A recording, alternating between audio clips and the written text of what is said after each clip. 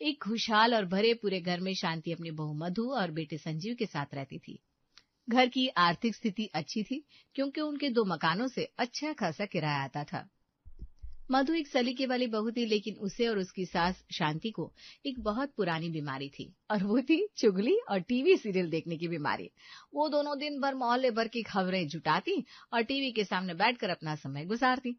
एक दोपहर मधु ने रसोई का सारा काम जल्दी जल्दी निपटा लिया और चलो अच्छा हुआ मैंने सारे बर्तन मांज कर तैयार कर दिए। अब बस रात का खाना बनाने का काम रह जाएगा। सब्जियां भी मैंने पहले ही काट कर डिब्बों में भर दी है। अब थोड़ी देर आराम कर लेती हूँ, फिर देखूंगी आगे क्या करना है। मधु जैसी रसोई से निकलकर अपने कमरे की तरफ जाने लगती है ताकि थोड़ा सुस्ता सके, तभी उसकी सास शांति दबे पांव और बड़ी रहस्यमयी मुस्कान के साथ उसके पास आती है। उनके हाथ में एक कटोरी थी और आंखों में एक बड़ी गॉसिप की चमक। अरे ओ बहू सुन तो सही, तुझे पता है आज मोहल्ले में क्या बड़ा कांड हुआ है? वो जो सीमा है ना, उसने अपनी बेटी रेणु के लिए जो सरकारी नौकरी वाला लड़का देखा था, उसका क्या हुआ? वो रेणु तो अपनी गली के ट्यूशन पढ़ने वाले लड़के मनोज के साथ भाग गई। क्या क्या माँ जी, ऐसे कैसे? मुझे तो यकीन नहीं हो रहा। किसके साथ भाग गई? एक काम करिए माँ जी, आप खड़े खड़े मत बताइए, यहाँ बिस्तर पर बैठिए और जरा तसल्ली से और डिटेल में बताइए ये सब हुआ कब कैसे। अरे बहू, वो हमारी पड़ोसन सीमा है ना, जो हमेशा बहुत ज्यादा इतराया करती थी। उसकी बेटी जितनी सुंदर पूरे मोहल्ले में कोई दूसरी लड़की नहीं है। उसके लिए ना शहर से सरकारी नौकरी वाले लड़के का बड़ा अच्छा रिश्ता आया था, लेकिन वो रेणु तो ट्यूशन पढ़ाने वाले मनोज के साथ तब फुर्र हो गई।